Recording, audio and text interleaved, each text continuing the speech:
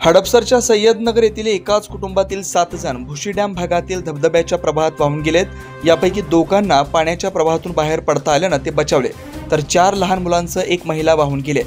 यापैकी तिघांचे मृतदेह बचाव पथकाने शोधले असून दोघे बेपत्ता आहेत। या घटनेमुळे अन्सारी कुटुंबावर दुःखाचा डोंगर कोसळलाय।